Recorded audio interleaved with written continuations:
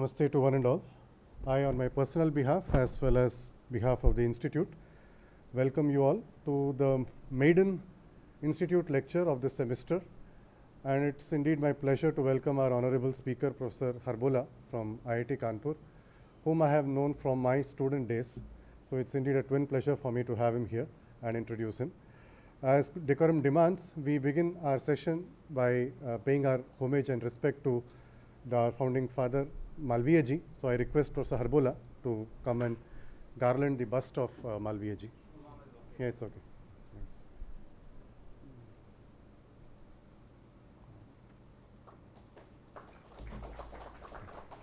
Thank you, sir.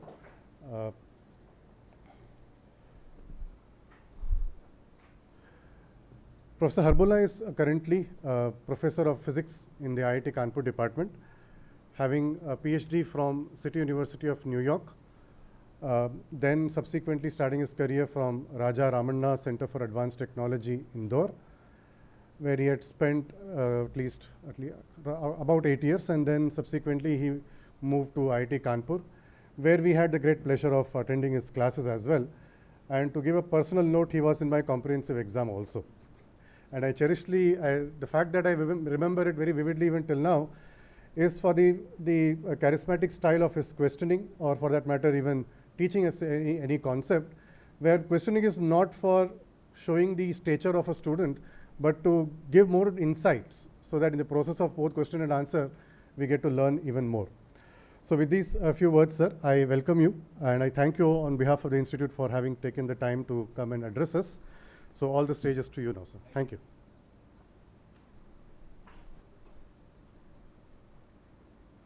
Okay, so yes, I am audible. Do you need it for YouTube or something online? I think it's better. Okay, let's keep on.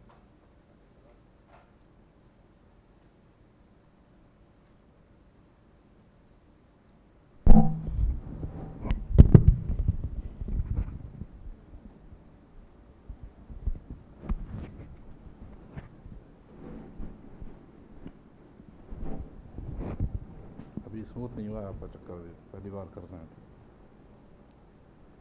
Thank you. I start by thanking Dr. Shraddha Mishra, who was started this invitation thing, and then Nathan, who is the Institute lecture coordinator, and I'm also getting an opportunity to kind of dress up like this after 2 years.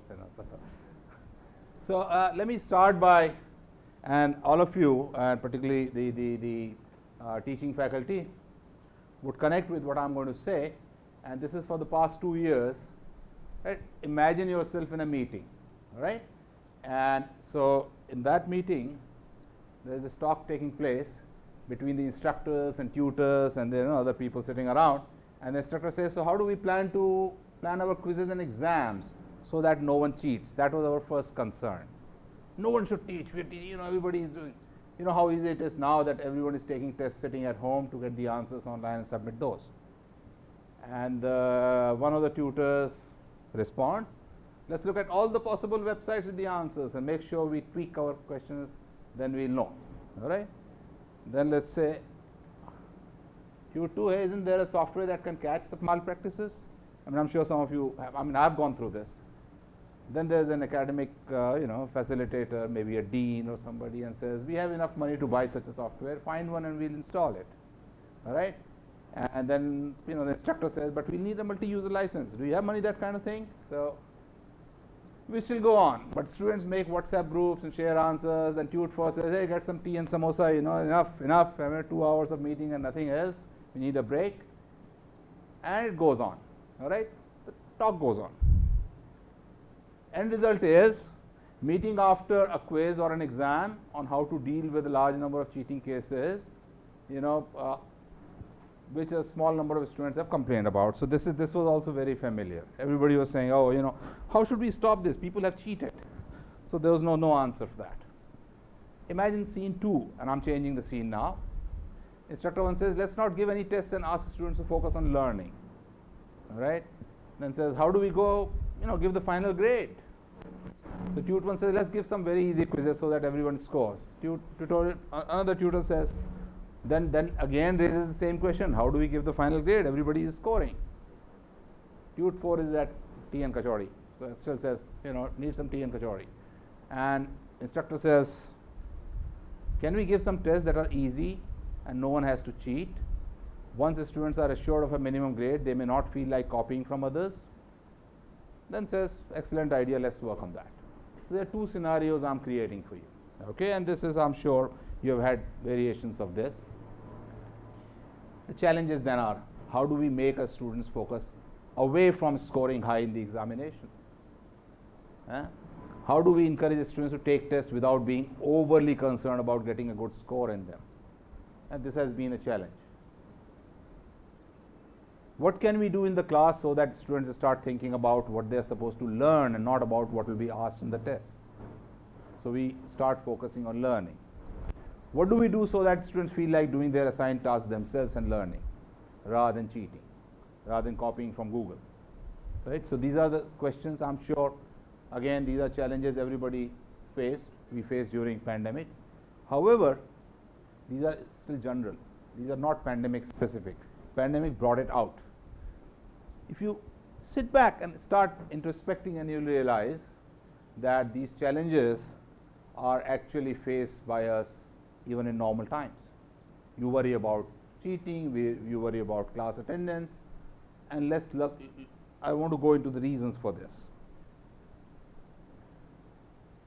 Look at a classroom 50 years ago. 50 years ago, any institute in higher learning was usually filled with a homogeneous collection of students. They came from similar background, they came from similar colleges, and for instructor, it was very easy to deal with such a class. There are a few, who that instructor will take care of. Others, it was very easy. You go, assume this is, they understand this language, they understand math, they understand this, and it was fine.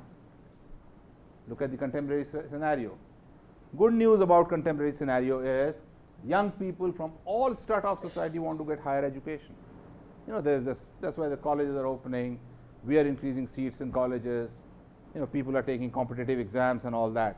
That's really good. We should be very proud of that people want to get educated. But it has implications, because the talent, abilities and exposure of students in a classroom, they span a wide range. You have somebody from Assam, you have somebody from Arunachal Pradesh, somebody from a small village maybe in Andaman Nicobar, and this varies quite a bit. And as you evaluate them, and we have all faced this, the performance levels, they vary from dismal to excellent. You have fantastic students who will score in any exam. You have those who are doing poorly, right? And you say, maybe they are not good students. Is that the right approach? That's what I want to question. End result is, those people who are doing dismally, they lose motivation to learn. Some focus only on performing well in the test. 2 days before the exam, they start studying. Some feel humiliated, scores are low, and we have seen those faces in the classes.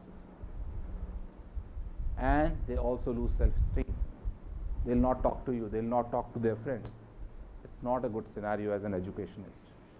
As an educationist, we should feel sorry about this, that we are not able to do something. These are young people who want to get educated, who want to get higher education. What do we do? So I bring to the question, and I took this from the motto of your institute and BHU. Education is character, knowledge imparts mortality. Are students completing my class? That's the question I got to ask as an educationist. Are students completing my class having learned the subject well, or they just passed the required examination, just mugged 2 days before the exam, did something, looked at the questions that are asked in the past few years and passed the exam? I ought to ask this question to myself. And this brings us to the topic of today's lecture. That's what you were asking. That's what it is, evaluation. It all boils down to how we evaluate students. because finally this is how they judge themselves. This is how we tend to judge them. Is that the right way? Is that how we should be doing it? So this is what I'm going to talk about. So let's first understand, what does evaluation mean? Okay, simple answers that we all kind of, as instructors, you see, there's another thing.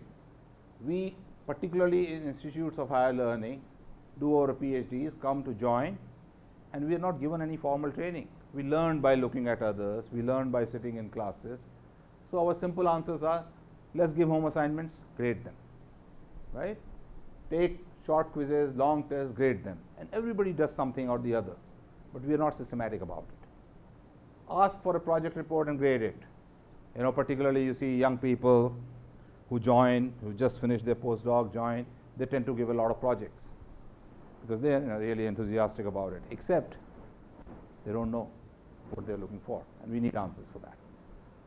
Ask for presentations to be made on the work done and give marks on the basis of pre-decided criteria.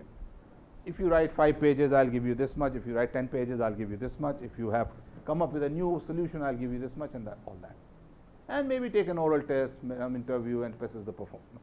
Assess the performance. So let's ask, what purpose do these methods serve? And I'm going to make 2 categories: summative evaluation and formative evaluation. Now, the thing is, these are things which are well known in lower grades. Teachers who do B.Ed, teachers who do, teaching at that level, they are somehow trained in this, they are made sensitive to this. But with the students coming from all strata, we need to be sensitive about it, and that's why this talk. So if you do the summative evaluation, what does it do? It tests knowledge, including key concepts gained by students. Summative means you have summed up the whole thing. It's at the end. And we also test if students can apply what they have learned to solve a problem in a new situation. Right? We give a problem maybe from a research paper, simplify it, maybe an engineering problem, right? And in arts, we tend to give, and since it's a university and you have, the BHU also has arts department, I'm sure people from there also participating.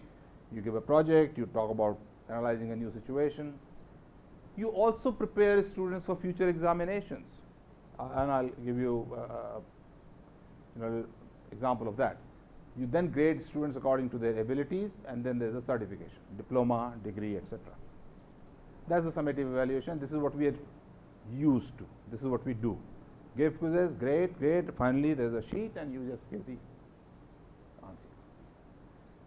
This requires some standardization of evaluation processes. If you, as instructors, look inside and think about it, you have developed a style. You always say, I'll give this many questions, I'll grade according to this. We always do that. So you have standardized this in a way. Your standardization also conforms to what has been the practice in the institute, because you're sitting in other lectures, you've been tutored in others. There is another category called the formative evaluation. You're forming, you're helping learning.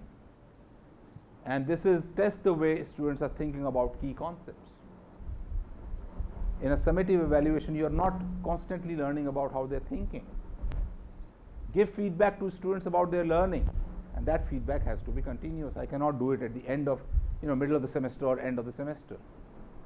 And if you give that feedback, you help them improve their learning better. And this helps to keep students motivated to learn more and develop self-learning. That is very important. Give feedback to teachers also. You want a feedback as a teacher about learning outcomes and thereby improve our own teaching.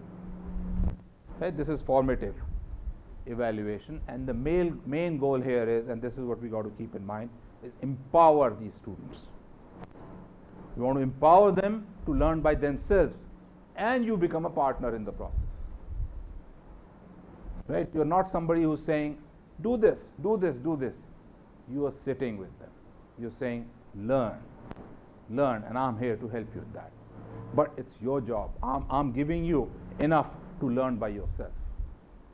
All right? So these are 2 aspects of evaluation.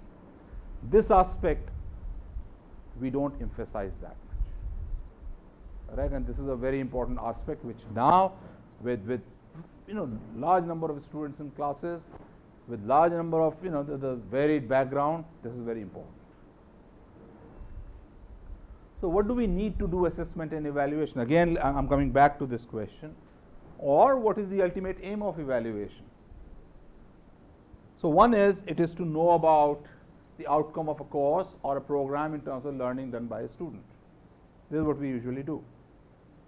The other one is, it's a feedback to the student, and this is the part we forget. A student either gets an A, B, C, D, E, F, but it's not a feedback how you're learning. And teachers, current or future, because you're also giving a feedback to teachers, this is how this student is going to perform. And anyone like parents, employers of places of higher learning interested in knowing about the student in terms of their knowledge and capabilities. So stakeholders out here are all students, teachers, and maybe the person is applying for PhD, for MTech, right? Employers want to know. So these are the kind of feedbacks you want to give. And what is the role of a teacher? Let's think about that. We tend to think, and this is what is brought out during all this time, because you did not have that control that I'll sit, give the exam, and people will do whatever I want to do. So I factor has to go away. So let's look at the role of the teacher. So a teacher should know exactly what are the expectations from the evaluation process. Do we give a thought to that? And if you look on, talk to yourself honestly, we don't. What are our expectations? All expectations are, oh, this student is going to score well. Maybe to get 90% or 80%. And frame the question. So role is that you should know exactly what do you expect. Do you expect the knowledge on fingertips? Do you expect long integrals to be solved, right? A course may also therefore contain different kinds of evaluation at various stages, each with different purpose. Now when I'm saying this, I'm sure thought is going, but this is a lot of work. Yes, teaching is a serious business, and it is a lot of work. It is like writing a current paper, right? So you have to do that. The ultimate goal of a course is that students learn the subject matter, and therefore proper evaluation process should encourage learning and facilitate that in a supportive and comfortable manner, right? It is not to judge a student. Finally, you have to give a feedback. You do need that, but I want to emphasize learning. If the student has learned well, they'll do well later. And it has to be in a supportive and comforting manner. I cannot say, hey, you're not learning, your score is not good. That's not a good thing to do. They are here to learn. Once they have entered the institute, it's our duty to make them learn. Make them learn, not judge them. Some feedback will be given to the prospective employers and everybody. So in all this, again, and that's why I said that let's also, if there's a back and forth, because these are things that I kind of gathered. Others may have questions and comments. So questions most of us grapple with is, should I stop during lectures and ask questions in the class? Or should I just go give a lecture and go back? Right? Both styles are there. Should I take surprise quizzes or announce them? We have a lot of debate about them every time. Oh, and students also ask, sir, are the quizzes going to be surprise quizzes or announced? Or are you going to announce them? Should I always grade the assignments? Or should I sometimes just give the assignments and not grade them? Maybe give a feedback. We'll talk about this. How should I evaluate students for their projects, term papers and presentations? If I'm making quizzes and examinations, there are all kinds. If you look at the papers, same course is being taught by different instructors. The styles vary. Sometimes there are new questions. Sometimes people take questions from the books, just tweak them. Sometimes they are exactly the same questions, right? What should I do? Particularly younger faculty members also think about it. What do I do? Am I doing the right thing? Should I make new problems every time I teach a course? Should I take short answer or long answer type questions? Particularly a lot of people during pandemic also said, oh, let's give a the multiple choice question and just be done with it. What are the purposes? We have to think about, and I'm sure there are many more that everybody else can think. All I'm doing is basically everybody has gone through this. I've collected those thoughts. So strategies to achieve the goals stated. First, I'm going to talk about summative assessment. Let's examine that. Let us see what that does. All right. So this tests knowledge gained by the students. Again, at the end, I'm saying, can you do this? Can you do that? So there are different kinds of things, and I don't know how this laser thing works. And this one. Okay. And this button doesn't even go down. Oh, here. Oh, this one. Okay, thanks. So there should be some knowledge that is on a student's fingertips. After the course, you want, they should know, or diffusion equation looks like this. Kovind is our president, and now actually the lady is our president yesterday.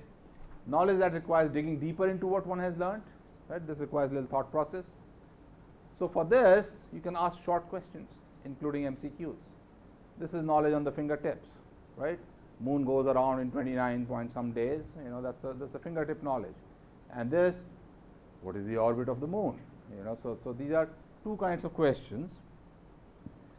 I'll give you an example, and since I'm from physics background, the example is going to be that, but you can make any other question. There's a quantity called divergence. So if you ask divergence of a vector field, there could be short questions like divergence of a vector field is related to some integral of the field over something. That's a fingertip knowledge. One doesn't have to think about it. Or divergence of this field is this. This is a short question, fingertip knowledge. So idea here is to check something that should be on the fingertips of a student who has learned about divergence of a vector field, and no partial marks in this. This is, we are talking about how do we do summative assessment. And then same topic, you can ask a long question. Consider a vector field like this. Employ this field to verify the divergence theorem using a spherical volume of the radius r centered around the origin. In this problem, we test the student knows how to calculate the divergence, perform surface integrals, volume integrals, both using spherical coordinates, and divergence theorem is used.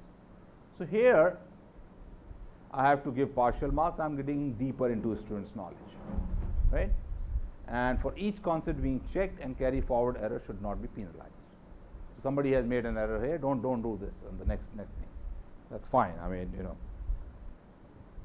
Then. Okay, now the battery is going down. Laser with laser, the battery goes down. Oh. So this is what we have checked, and then second part in the summative assessment evaluation comes as test if student can apply what they have learned to solve a problem in a new situation. You dig up a new problem. Again, of course, it's work. You have to but you can pick up a problem from your research field or something and make it easy, accessible. That can be done. It just requires a little work.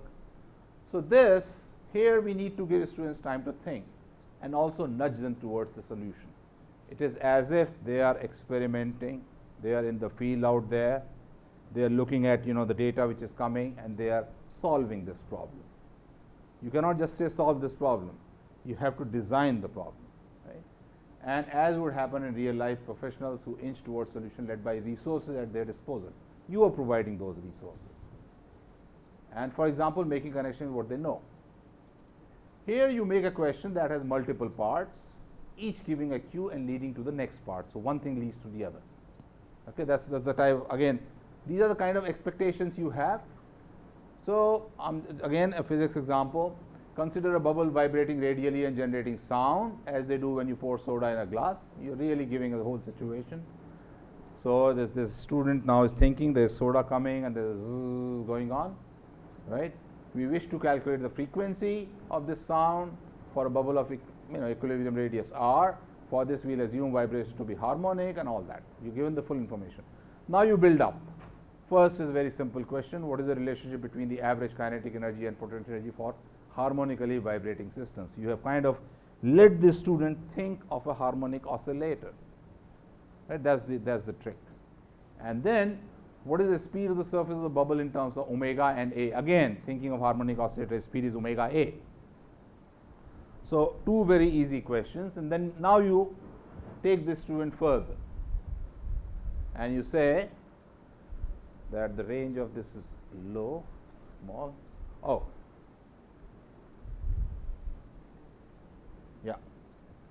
Then you say we now find the maximum kinetic energy associated with the vibrating bubble. This is the kinetic energy of the motion of fluid surrounding the bubble. So you've given all the hints, as if the person is observing. We assume the fluid to be extending to infinity. Then you give this question: calculate the speed of the fluid and take the density of the fluid to be this, calculate the kinetic energy. You see how I'm leading the person in a new situation from one step to the other.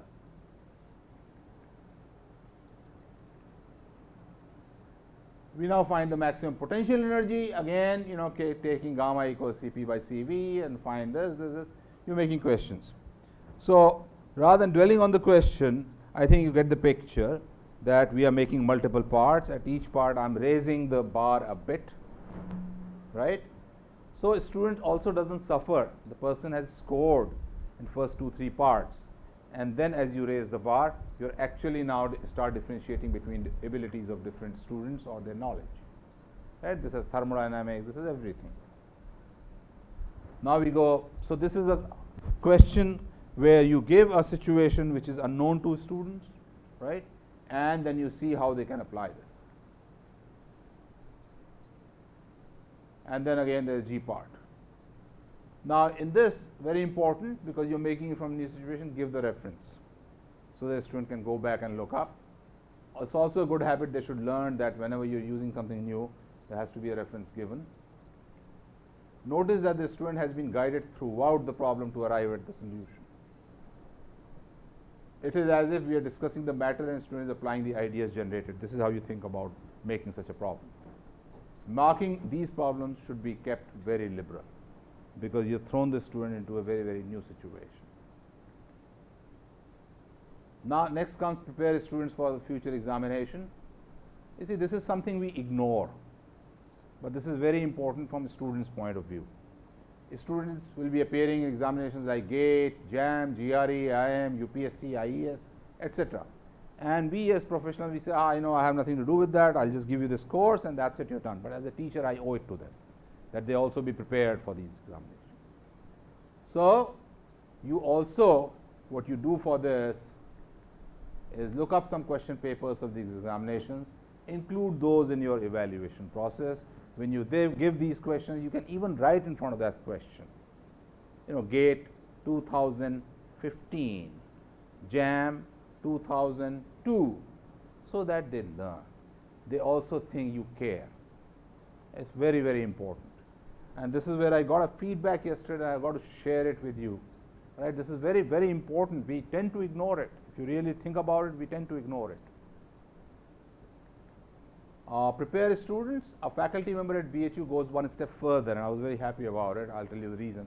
A student from BHU told me, a young faculty member who cares a lot about students. One day he asked why the class attendance was going down and was informed that students were preparing for JAM. The faculty member responded, let us then discuss JAM questions in syllabus in the class, and the students started attending again. Okay, he showed he cared. Lesson learned: if instructors show care for students' learning needs, my needs are different from their needs, results will be very constructive. They can think about, they can listen to the student, the instructor later. They'll also feel good about attending the classes, right? And it's an incidental note. I feel doubly good and proud about it because this faculty member happens to be my PhD student. So I was very, very happy to learn that he is, he's doing it with passion. So it's very nice. So, but more important is that lesson. You show you care. And then finally, in this assessment, you grade students according to their abilities, because we have to finally give a grade. There's a certification process. So you should know exactly what abilities were you looking for, right? And you may be looking for a student who can persevere in addition to being sharp. So you give very long problems and give that more weightage. So there is a process in this whole thing. So evaluation is not just perfunctory. You have to do with thinking. Then you frame the questions accordingly and give appropriate weightage for marks. It will also help. Suppose your course is prerequisite for something else. If you talk to the future instructors, hey, what do you expect in your course? That the students should come with this knowledge. Rather than saying, oh, I teach it only this way. No, that's not a good approach.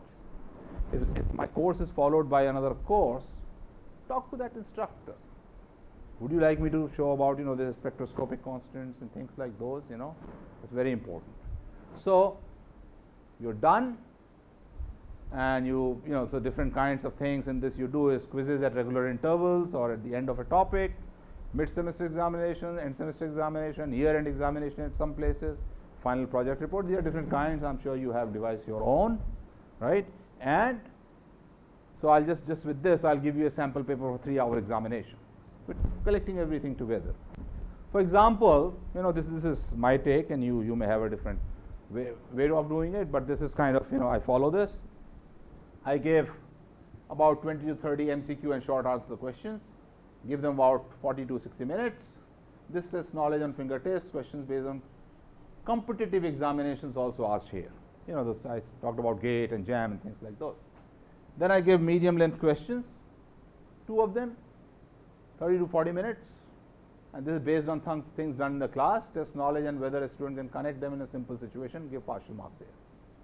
Then I ask long multiple part questions like that vibrating bubble, 2 questions, 40 to 50 minutes, based on things done in classroom, test knowledge and whether a student can connect them across a broad canvas, give partial marks. And finally, a long question related to a new unknown situation. This really differentiates between different students. All right, so this is a 3-hour exam.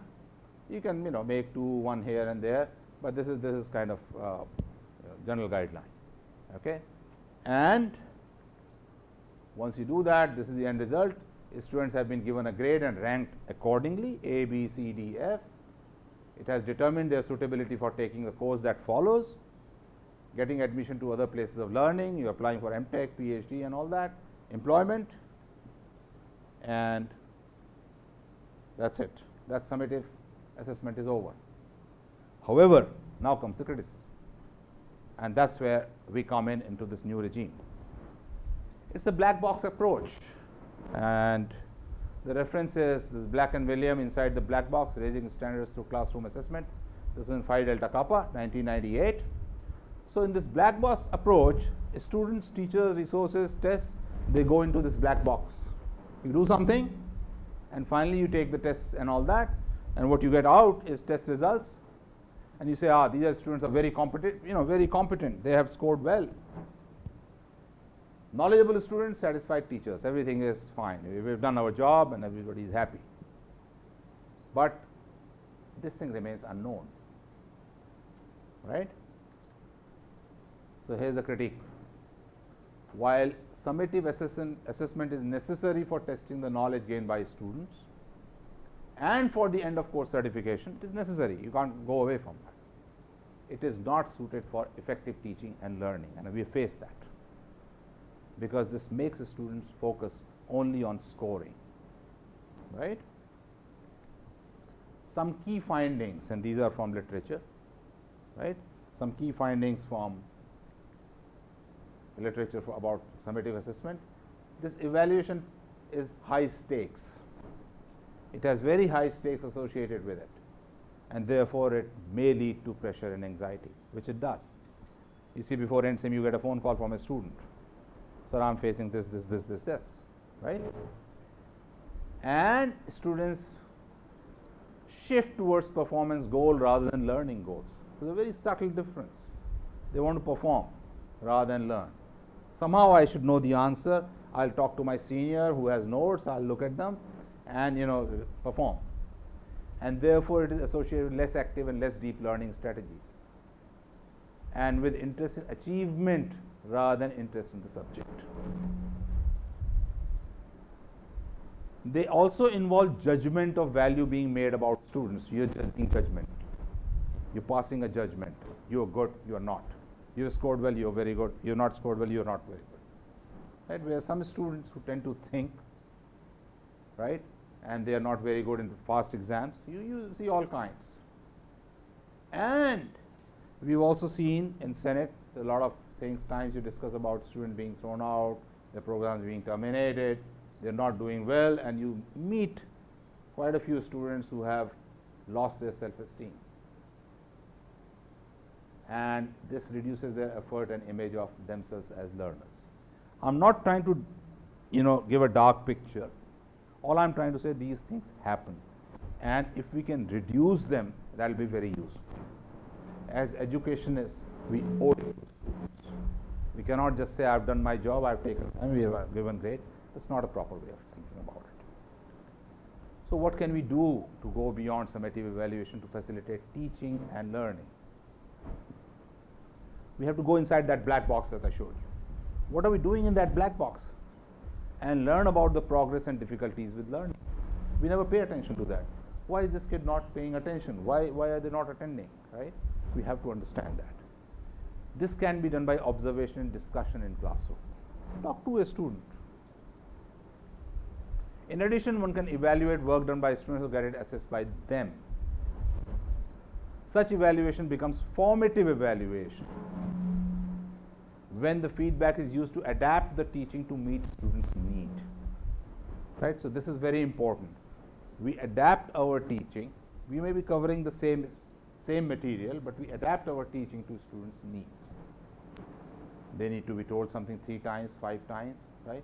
This is again, the same reference. So I come to category 2, which is called formative evaluation. This tests the way students are thinking about key concepts. So this requires a lot of work on teachers' part also. Give feedback to students about their learning and thus help them improve it further. This also helps to keep students motivated to learn more and develop self-learning. Give feedback to teachers about learning outcomes and thereby improve their teaching. It's both ways. The main goal is, again, as I said, empower students to learn by themselves and become their partner in this process. Okay, because you are now constantly interacting. You're saying, you do this, oh, this is your need, maybe I can help you in that. All right? So it is two-way street. What are the strategies to achieve the goals stated? And this is where this experience in pandemic came in. This is where, when you start observing, you start changing yourself. This is how makes you grow as a teacher. So testing, I'll take each thing one by one. Testing the way students are thinking about key concepts. One thing is questioning.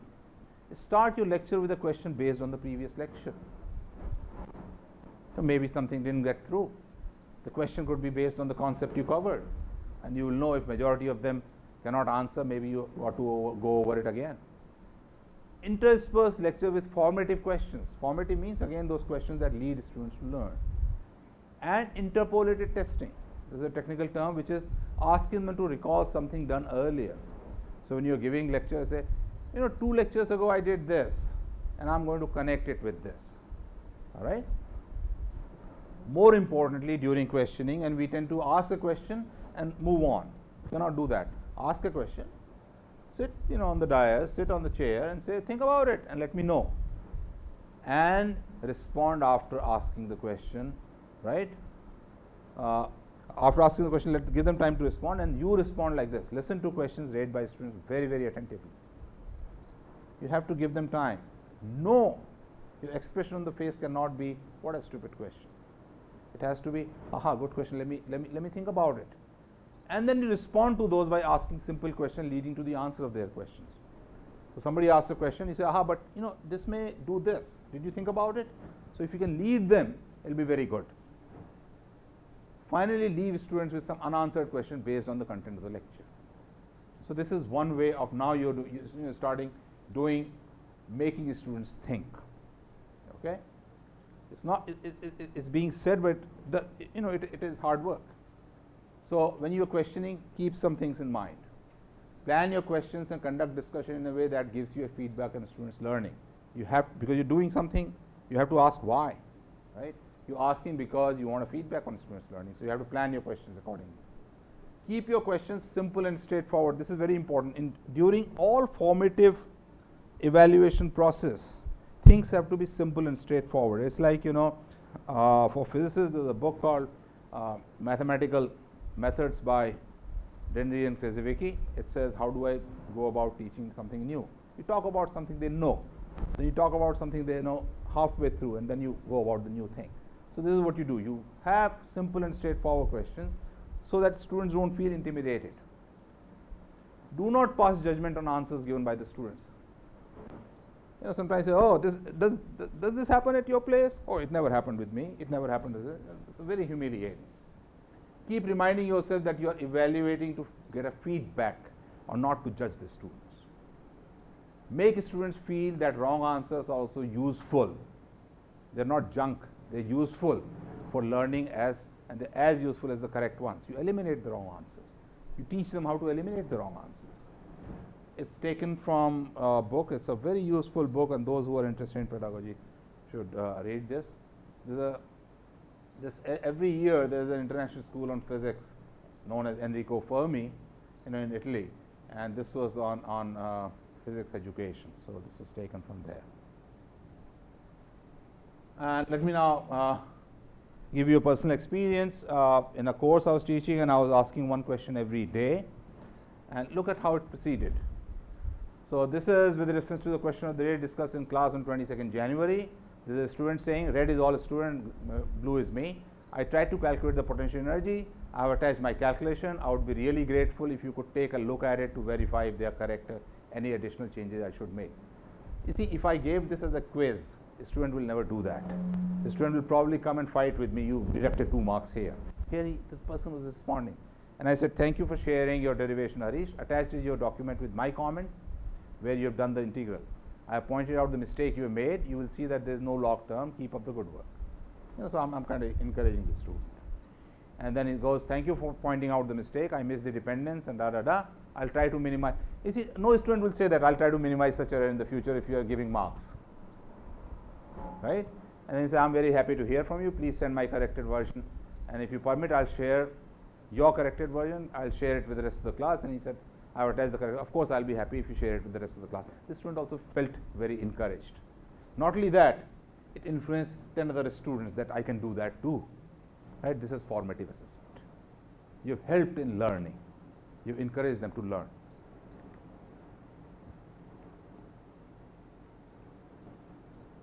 So on questioning, there's this comment again taken from this International School of Physics, Enrico Fermi. My whole teaching style has become more interactive.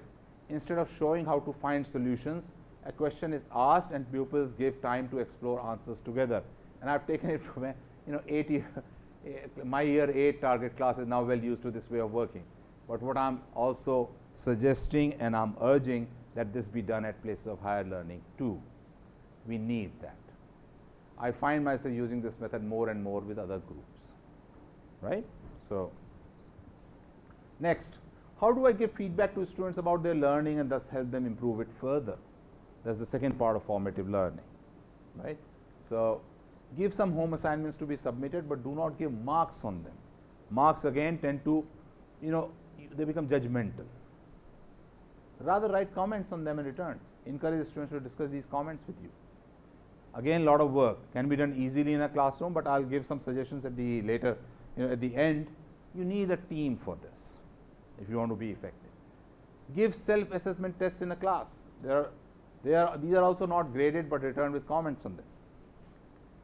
Give take-home self-assessment tests and ask students to solve them as if they are taking an exam.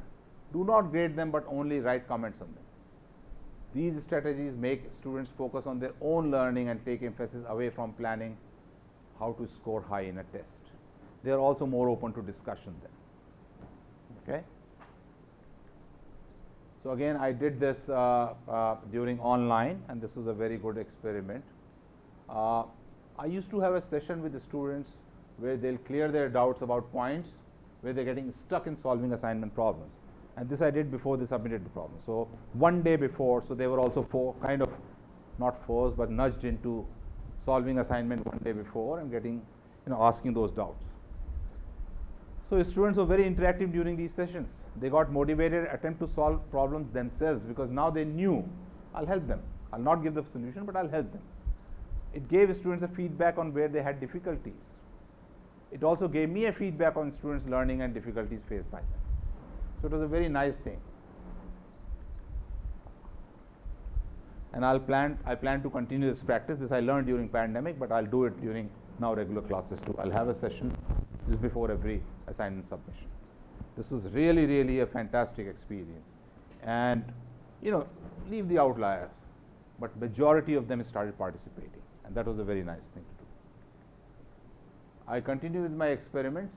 In a small class of 7 PhD students, this is a small class, so I could do it with them. Students submitted the assignment, after which I sent them the solution with grading scheme and asked them to grade themselves. This made the students go through the solutions minutely because obviously they want to score, and let's respect that. But I used it so that they go through the solutions minutely. I made them go through the solution and ask more questions. Good discussion also took place if students had an alternate solution or if they had made a mistake. This also made students to do assignments honestly because they were assessing themselves. You can't give yourself mark if you're cheating, you know that, right? I finally went through their graded assignment and gave them a feedback. Right, so this was one experiment I did. I also did experiment with end semester examination during the pandemic. Course with the 7 PhD students, I used to ask them a lot of questions during each lecture. I'll put these are known as purple box questions. I'll make a lecture and put questions in between. They were just huge purple boxes. So ask them to submit answers to all the formative questions in written form and online lectures. Finally, the need for it did not arise because as we were going along, they were answering these questions. So I finally gave them grade on the assignments on those because they had answered these questions. There was no point making them write it again. And I taught 2 courses with about 50 students. So I kept the weightage of formative and summative assessments comparable. In fact, even after the exam, the interaction was so good, I asked them, what weightages do you want? And it was a very, very amicable thing. It was nothing like I'll get something out of it. So they, sometimes they voted also. Summative tests were take-home exams. I gave them 8-hour exam. I gave them 2 days exam, and they were asked to submit them. Told students. So this was the part where they could just take it, and a lot of them had done the formative part well. So they did not feel the need to kind of cheat and get a higher grade. Because I had also particularly told the students they'll be interviewed if the examination performance did not match the formative assessment carried out continuously. Because this was through formative, I knew them. So it was a very useful thing. The cheating really went, I did not have to proctor. I gave an 8-hour exam, 1 mid-sem was 2 days and 1 end-sem was 7 days. No problems. I said, take your time, do it. But they did not cheat. And how did I know that? Because my final curve was roughly very normal. So end result, final marks had a near normal distribution. So you pretty much know. I mean, you can't do much more than that and kind of worry about it. And they were discussing, so it went down. The cheating was not there. I also gave self-assessment before pandemic to a class, and this is very interesting. So I sent them a self-assessment. I said, attach the first learning self-assessment. Please solve it as if you're taking a quiz examination. Do not look at your notes or any books after seeing it. Then only you'll get an honest feedback about your learning. There will be no marks given on these. If you're not able to solve the problems fully or solve it correctly, you'll receive comments on them. It is therefore important you give all the steps. Best wishes. And so first test that I gave, about 75 solved tests came back out of 500 students. Assuming another 100 could solve it correctly and felt no need to submit, about 1/3 of the class participated. I graded all 75 of them, put comments and all that. Then I started, involve some TAs also. Hope was that students realizing that a proper feedback is being given to them, number of students participating will go up, but it did not. And there's a reason for it. And this is where students also have to realize things are, like this. It's partly a reflection of the students' mind tuned to being rewarded for solving a problem because we've emphasized so much on summative assessment. So I got a line, sir, the bonus question you asked in the lecture, it was not a bonus question. The person was expecting some marks on it. So I told him it's not a bonus question, it's a self-assessment. So views have to change on both sides. You also have, because they are coming after competition, they're coming through JEE and all that, they always think if I solve something I should get a mark. Now let's come to the next part. Keep students motivated to learn more and develop self-esteem, self-learning. This is very important. And the author of this paper is these three. The last person, those of you who keep track of this, is a Nobel laureate in physics. And he has also gotten interested into education. So he is right now a professor of physics and education at Stanford. And notice this is a science paper. It's a fantastic paper. Those of you who are interested must read it. So he said they did some experiments, and I'll talk about it. We measured the learning of a specific set of topics and objectives when taught by 3 hours of traditional lecture given by an experienced, highly rated instructor, and 3 hours of instruction given by a trained but inexperienced instructor. But they did something there. Based on the research in cognitive psychology and physics education.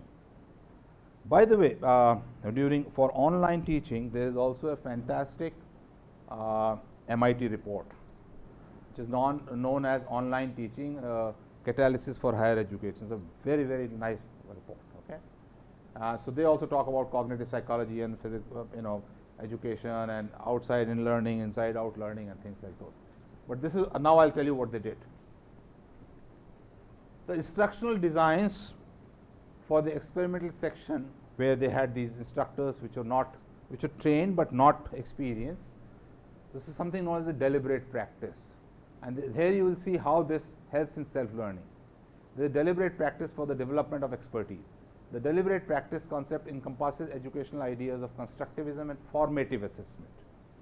In our case, the deliberate practice takes the form of a series of challenging questions in the class that requires students to practice like physicists, or in other cases it will be like an engineer, like a economist and all that, and problem solving during the class right there, and they are assisted by these TAs. So you make a group of 5-10 people, give them this task and ask them to do this. We found increased student attendance, hiring. So this problem is not just attendance was there was a problem, but it increased because now they could feel that they can solve it.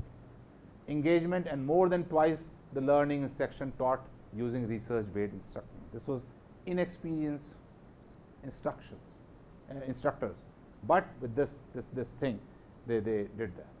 So that kept students motivated. How do I give feedback to teachers about learning outcomes and thereby improve their teaching? That means how do I get a feedback about learning outcomes? So there was a definite transition at some point from focusing on what I was putting into the process to what the students were contributing.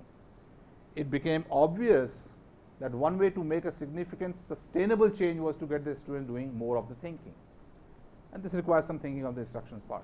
I then began to search for ways to make learning process more transparent to the students. Indeed, I now spend my time looking for ways to get students to take responsibility for their learning, and at the same time making the learning more collaborative. Okay, now this is a very important lesson. It's not just for teachers, it's also very important lesson for, I see many young faculty here, for parents. This is how you deal with kids. Make them responsible for their learning.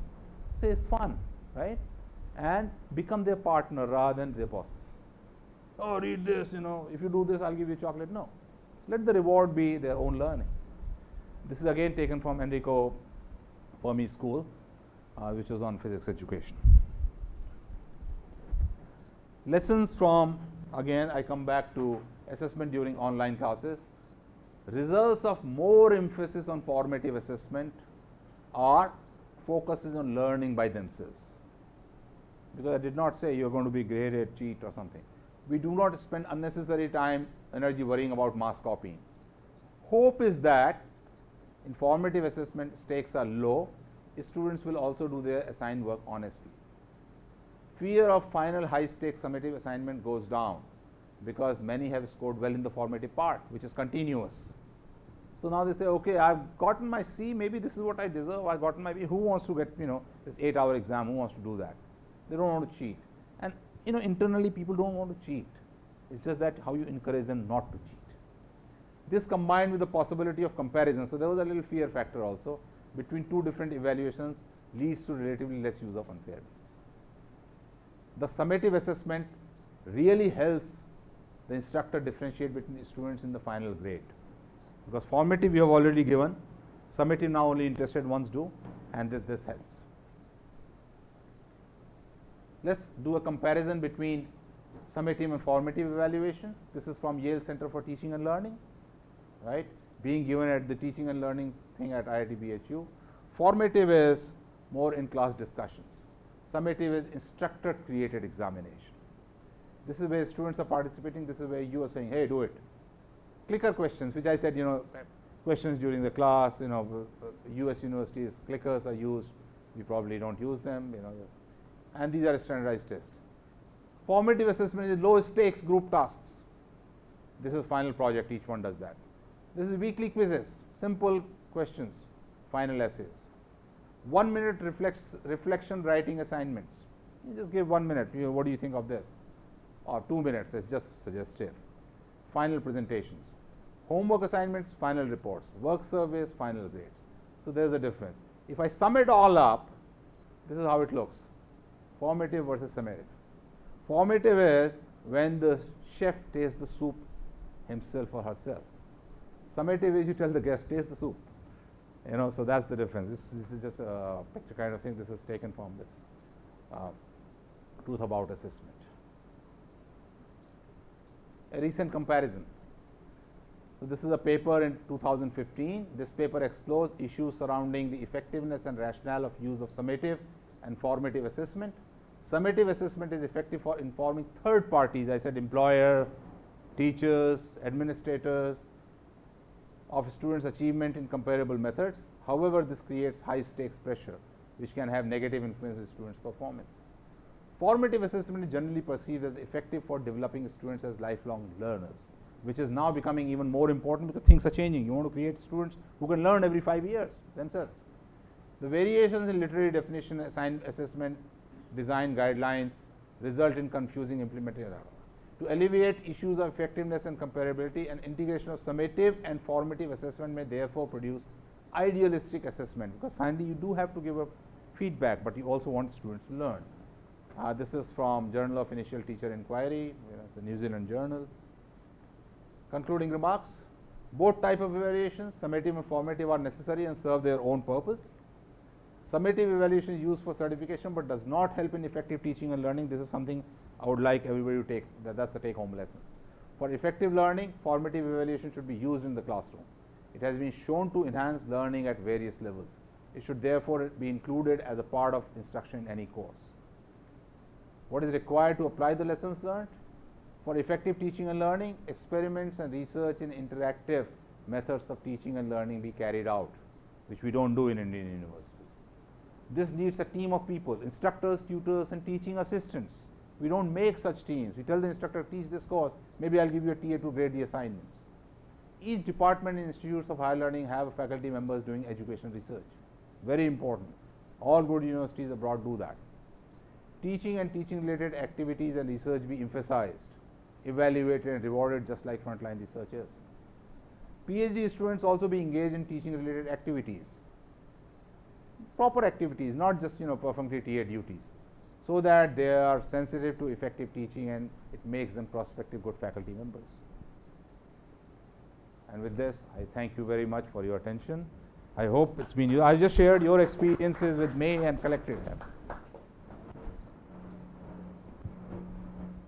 I have the privilege of coordinating a question, let me ask the first. Sure. Do you think this is specific to any subject which is concept oriented vis-a-vis another subject which is information related? A very good question. Even when you're talking about information laden question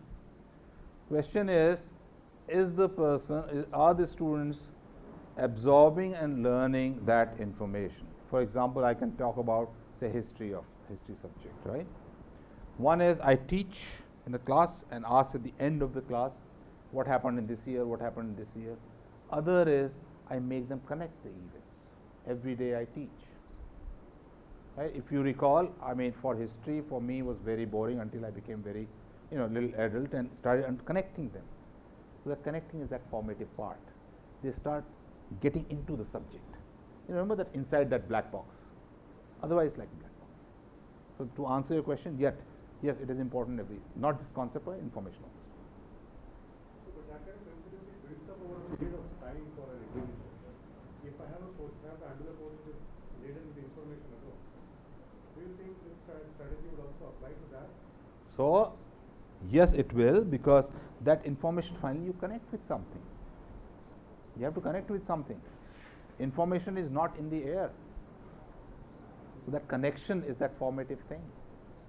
Certainly the strategy will be different from when you're doing a conceptual course or talking only about concept, but connection is always good.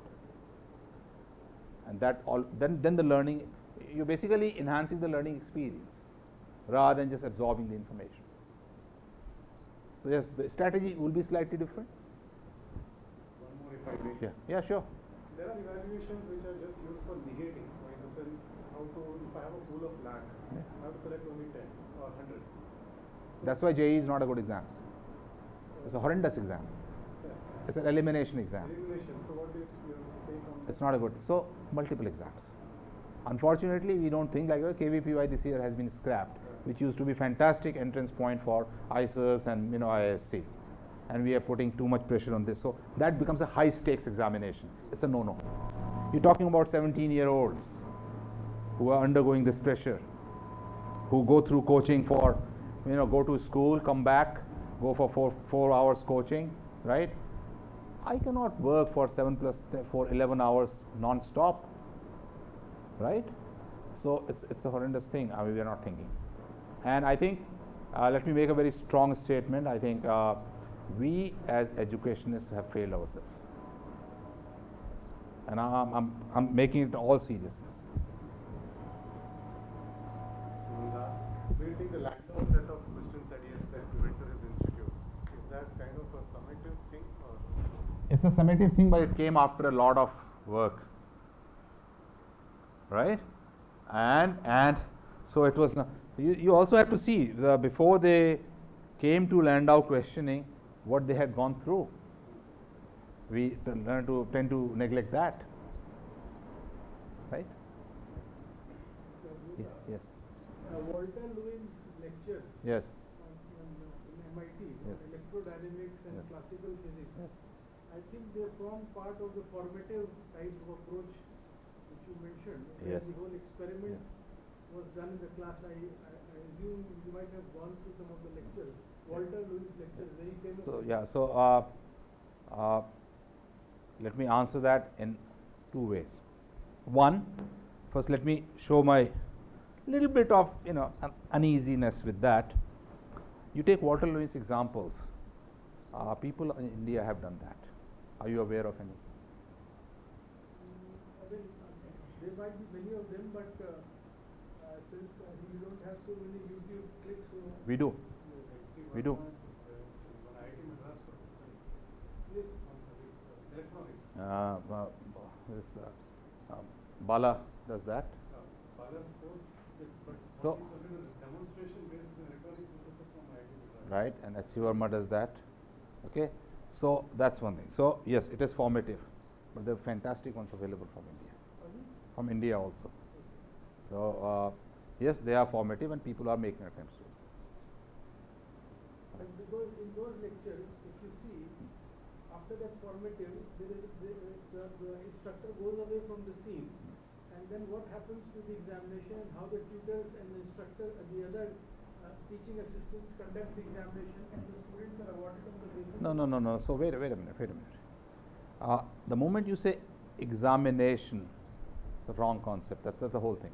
Formative is an evaluation or more of a feedback. Okay. What I was trying to say is that once the instructor goes away from the scene, Yes. after that the assignments are given, how they are evaluated, how they are checked. So the moment you say assignments are given and evaluated, you've gone away from formative. Yes. Assignments are given, discussed, difficulties are cleared, and some marks are given, some comment. That's the formative. That portion is not available in the whole. That portion may not even being done. It's now. And you see, we face the same problem as US does. They also have a large people coming from a large strata. But they are doing it. We are not. So my humble suggestion is that we start doing it. It's very sad to see a student who has come after putting in so much work, feeling humiliated, losing self-esteem, and looks at the instructor and just walks with his eyes down. An 18-year-old, what are we talking about? A person should be smiling. So that's where we ought to do this. We have to say, look, you're doing all right. Maybe a little bit I'll help you. I'm available. TAs are available. You'll do all right. So maybe that would not be the top of the class, but it will start performing better because the person thinks I can do it a little bit. I hope that answers the question. Thank you. Yes.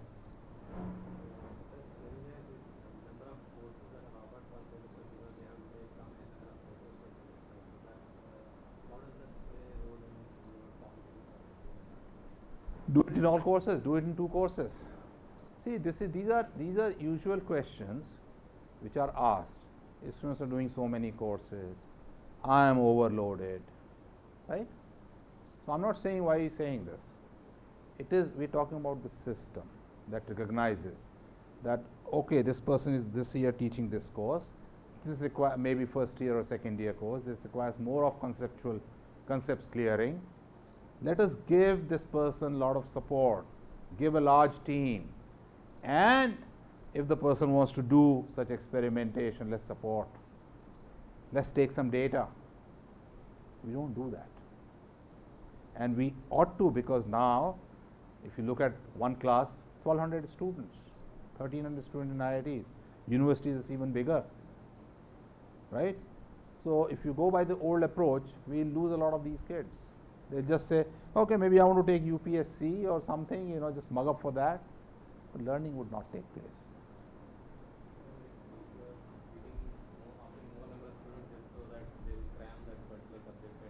So idea is not even making that statement. Idea is what do I do so that they don't have to cram? Just partly yes. That's the question I ought to ask. Not they'll cram. Because the structure of the way you structure the curriculum for the particular program will also matter for this learning process, right? Because if you're going to But we do that, right? We structure the curriculum. of course we do that, but like for example, if I joined as a faculty and then see that there is thing. So but it does not my idea does not really go as far as actually making the necessary changes. Somewhere even the opinions will also does not matter. When you write a research paper, do you respond to referee reports? These are referee reports that you get back when your idea is not in. You got to keep plugging it in. These are the referee reports. Except that these referees are very tough. That's what it is. So, you see now, it's very difficult. It's not easy. Writing a paper is easier. And we are not paying attention to this. Tough problem. And it's going to get tougher and tougher and tougher. Because school education is also not good. So if you can do it with a research paper, why not this? You do write to referee, right? Try to this.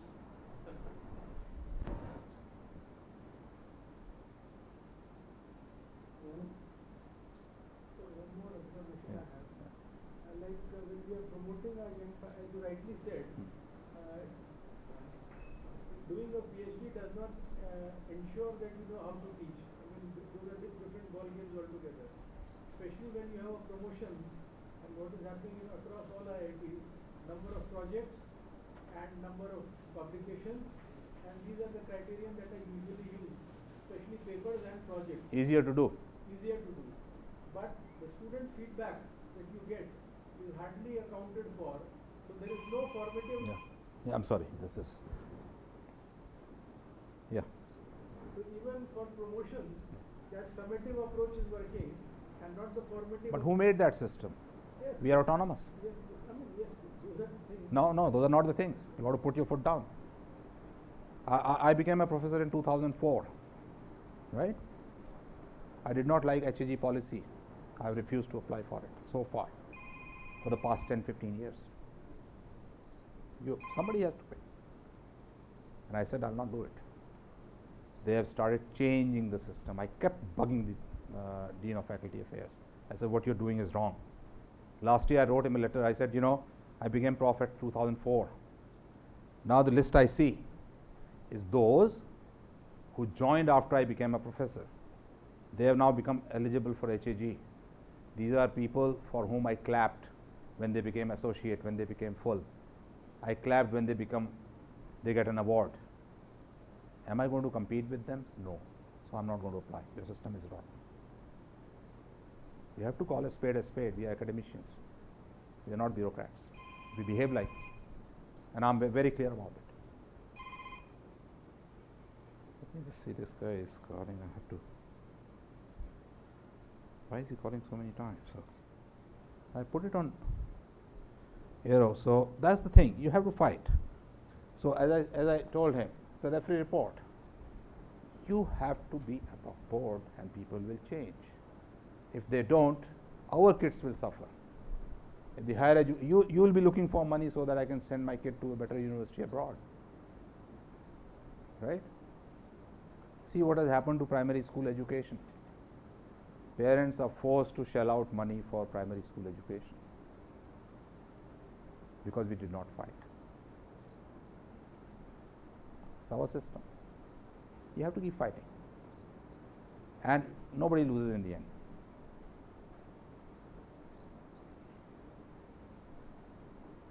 Are there any more questions? Some critical number of like-minded people. Absolutely, there's no question. So it has to start from somewhere.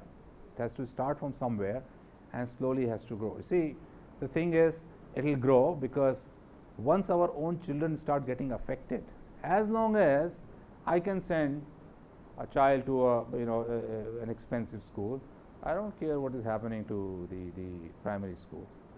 But you see, even these majority of these very expensive schools, you see the quality of teachers, right?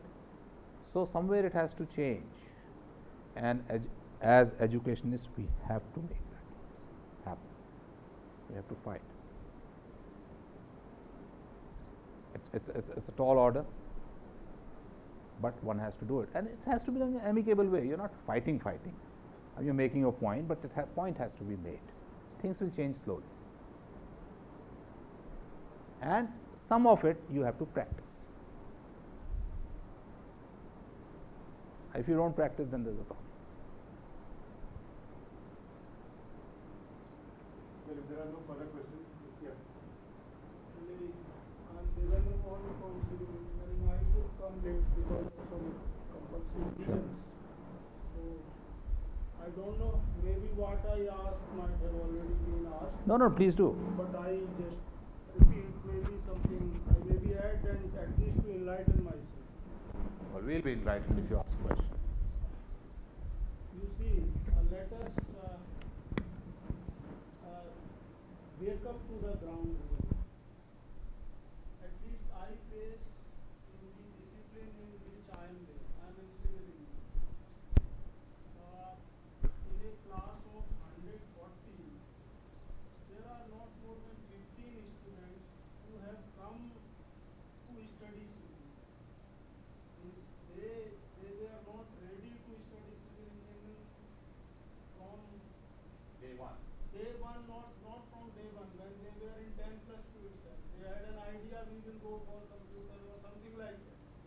And I'm quite sure this may be happening to many other disciplines to which you belong. But I cannot claim, I can claim what I observe. We try our best. These 14 or 15 students will like to receive. We have failed. I confess. If you do retrospection, I think similar thing may happen. If it is otherwise in your case, I would like to learn. Like a very humble disciple of yours, I will like to learn from you. Let us not be very, because unless we address the ground reality, things cannot change. So now, I teach a course which is Humanities Open Elective. This is open for all, disciplines except civil engineering. And I really feel because the students who opt for it, they opt for it by their own passion, almost 80% plus. But 20% confess, because I discussed in the beginning 1 or 2 classes, if you are with some impression that it is something like EBS that you had earlier in your 10th class or 10 plus 2, it is not like that. It is an engineering course, and there will be design and other things. It is a tertiary course in civil engineering. But some of them continue because they have that in the back of mind that it is something where nothing is to be studied. And somehow there is something going on in part 1 in the name of environmental studies or something where such things are still happening.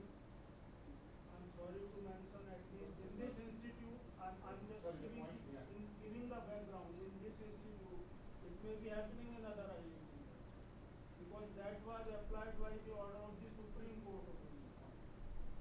Now, these 20% I find very difficult in environmental pollution and control course, that is Institute of Energy, and remaining that say 90% in civil engineering courses.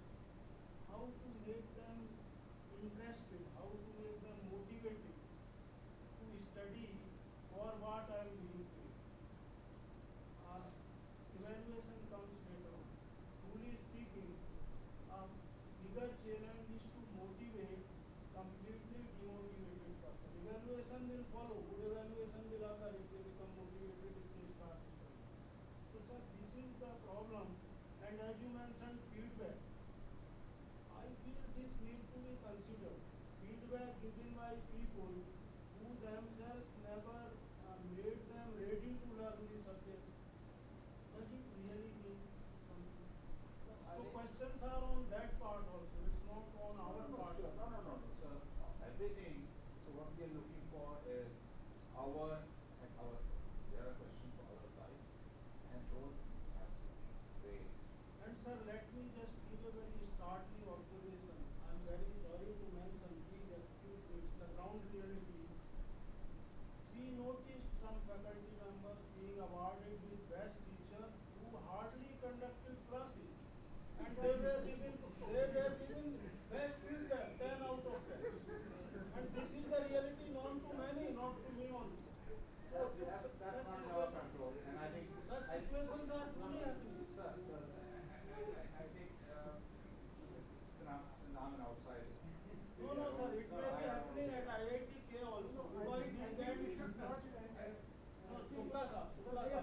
My intention is What not happens to at ask the institute level has nothing to do with the formative and the summative approach. There may be. I think let the students talk.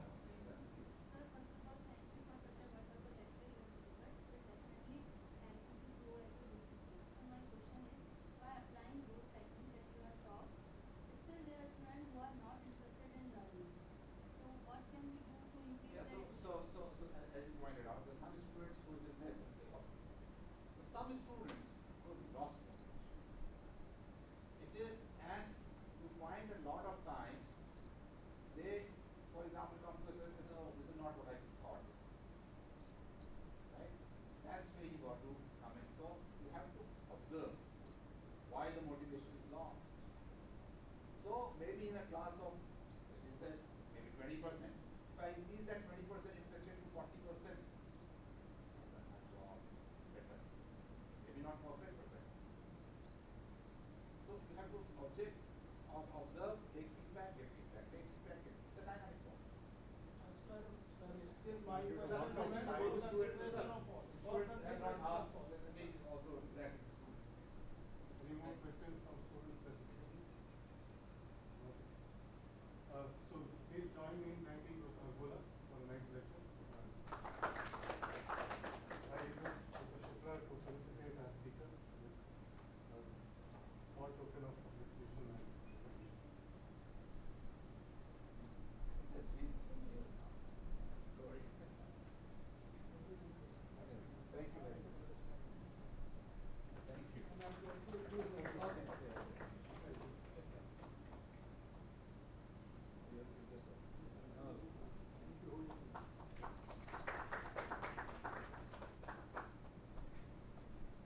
One of the collateral damage of hearing to some passionate teachers and powerful orators is that we lose the sense of time. It's only due to want of time that I have to cut short the interactions. Otherwise, no other reasons to cut short this very dynamic exchanges between the audience and our speaker today. I'm sure this is just the beginning. I put this request to you openly that in future also do come and interact with us on equally passionate topics.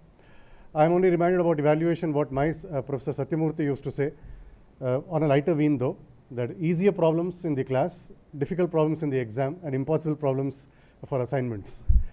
So it is completely from a different school of thought today that we got to hear how evaluation has to be in a formative way, what's the goal that ultimately we want our students to learn. I was quite quipped by the word that he used. We need to push students for the deep learning. Today we have outsourced that to machines. We have to how to get back, be it in any subject, how to not outsource the smartness to a device, rather to have it in us and venture deeper into a subject. I'm not against machine learning or artificial intelligence, but that's a different genre. And it's also very, on a positive note, to see a man of conviction who could call a spade a spade. Without much ado, I again thank him once again. And thank you all for your patience. The next lecture will be on August 25th, tentatively. I'll be announcing it by email. And that's also an interesting topic on law and order maintaining in especially Varanasi or UP by the Additional Director General of Police, Mr. Satish Ganesh. So I do welcome you all once again for that. We have tea and snacks waiting for us outside. Thanks one and all.